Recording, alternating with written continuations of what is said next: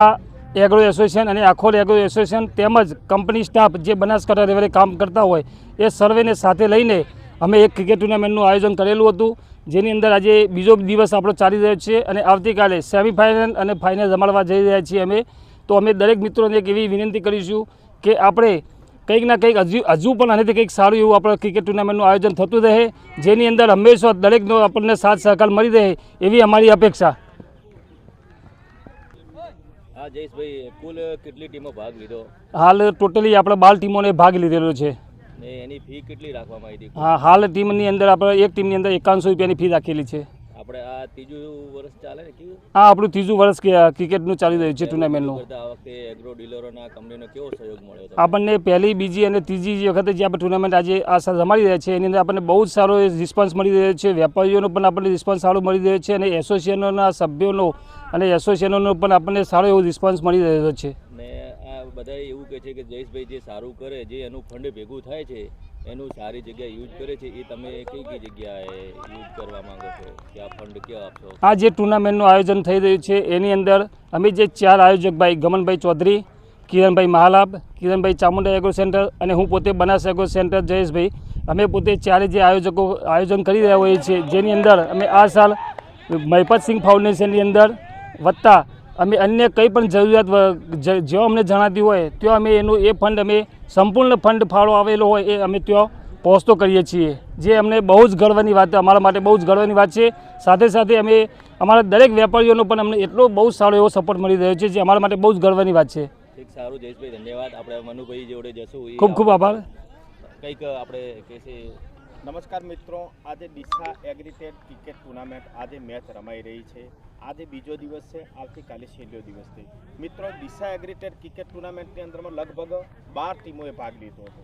12 ટીમની અંદરમાં ભાગ લીધો હતો. હવે આ ટીમની અંદરમાં જે ખેલાડીઓ રમે છે એની અંદરમાં સીડ વિભાગના છે, પેસ્ટિસાઇડ, ફર્ટિલાઇઝર તથા એગ્રોના માલિકો છે તથા એગ્રો એસોસિએશનના સભ્યો પણ જોડાયેલા છે.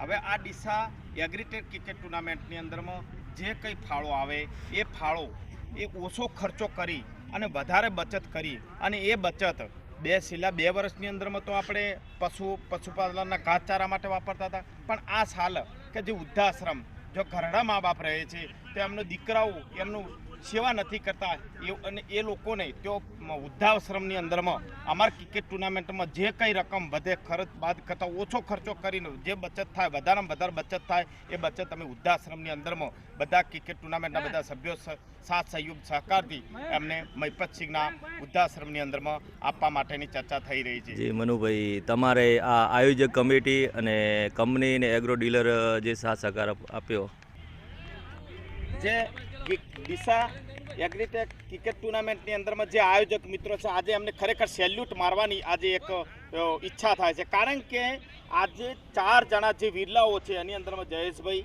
બનાસ એગ્રો, પછી કિરણભાઈ, ગમનભાઈ અને એક કિરણભાઈ દેસાઈ, આ એમના 4 જણાના આયોજક મિત્રો તરફથી આજે એક મંચ ઉપર જ્યાં પેસ્ટિસાઇડ, સીડ અને ફર્ટિલાઇઝર અને એગ્રો એસોસિએશનના તમામ મેમ્બરોને એક મંચ ઉપર લઈ અને આ ક્રિકેટ ટુર્નામેન્ટનું આયોજન કર્યું છે.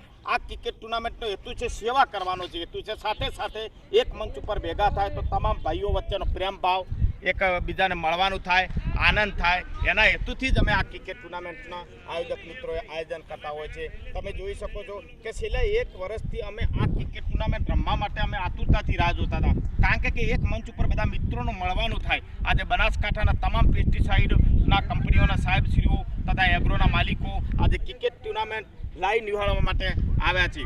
એનો હેતુ છે સેવા કરવા માટેનો છે હેતુ, અને જે કંઈ રકમ થાય એ વૃદ્ધાશ્રમની અંદરમાં આયોજક મિત્રો એની રકમ જમા કરાવશે. સારું મનુભાઈ, થેન્ક યુ ખૂબ ખૂબ તમે સ્પીચ આપી ને બધાને કમિટી મેમ્બરને આપણે બી થેન્ક યુ.